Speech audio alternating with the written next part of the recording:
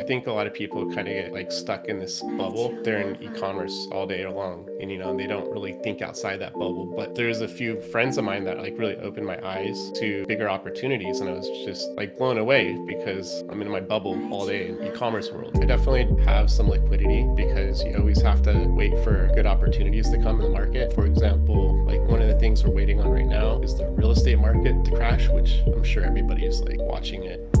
I hate the other mentality of like, well, now I'm like, 35 or 40. Like I'm not like I used to be or whatever. Like you get more overweight. Like you kind of just like people just fall apart. And I'm like, man, that's not very inspiring. Nah.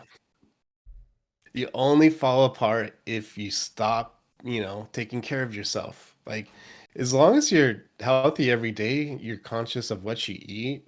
You're not trying to eat pizza every single night, hamburgers. I mean, I still go out and have like sushi and eat out like probably like 4 days a week still. But I mean, if you work out and just take care of yourself, you're gonna be good. And just don't get lazy. Yeah, that makes sense. So let me kind of go a little bit back into the business side of it again because, well, I want to combine these two topics because I think it's interesting. Do you think, like, let's say when you first started in business, have you always been like health conscious or has this affected your business positively, like how you live? Yeah, so all right, before I had a family and I used to be a distance runner back in high school. And then once I stopped running, I just always like worked out every day. And I also would listen to like an audiobook. So like I had this like really crazy routine when I was single. So I'd like literally wake up every morning, 6 o'clock. I would go work out. And I would after I worked out, I would then sit in the sauna for usually 15 minutes, up to 20 if my body would let me. Then I would go hit a cold shower right after that.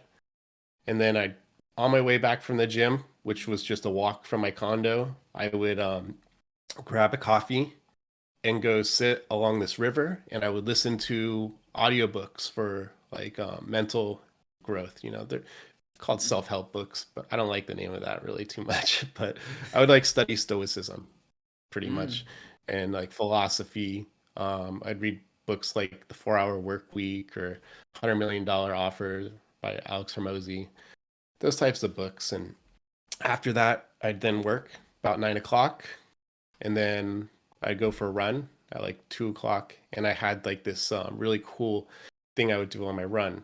You know, there's this saying that in order to build a mountain, you have to move one rock at a time.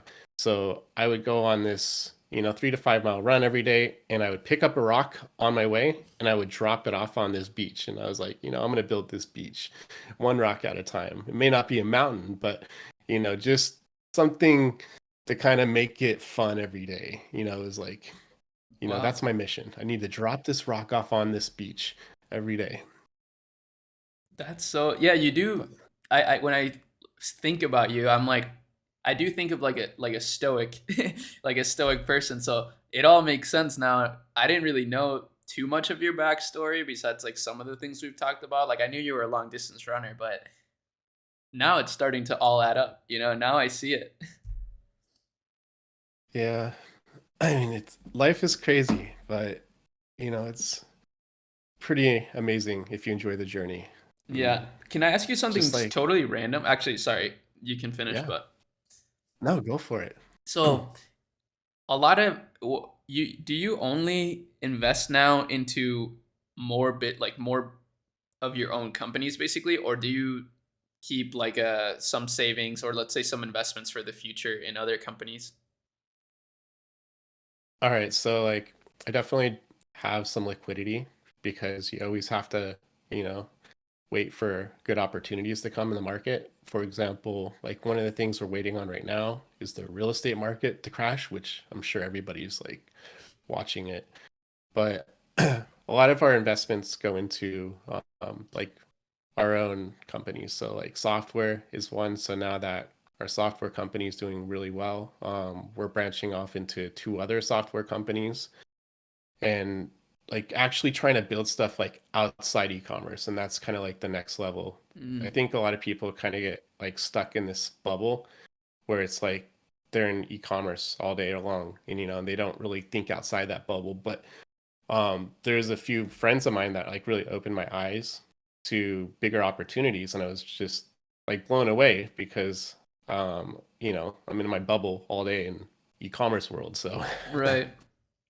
That's so interesting. I feel you on that because that's part of the you've been in the Akemi Lab community now for a little bit, so you kind of see a little bit of the vibe. But I thought about that too, and the reason I wanted to build it, I wanted to build it more as an incubator rather than like an e-commerce like course, let's say, or like an e-commerce mentorship. I want it to be like a business incubator where like everybody's learning from these different business models, like from software to AI related stuff to, let's say, agencies. Um, Obviously, we're in e-commerce right now because that's like the main channel, topic. But I would love to continue to expand into bigger and bigger markets.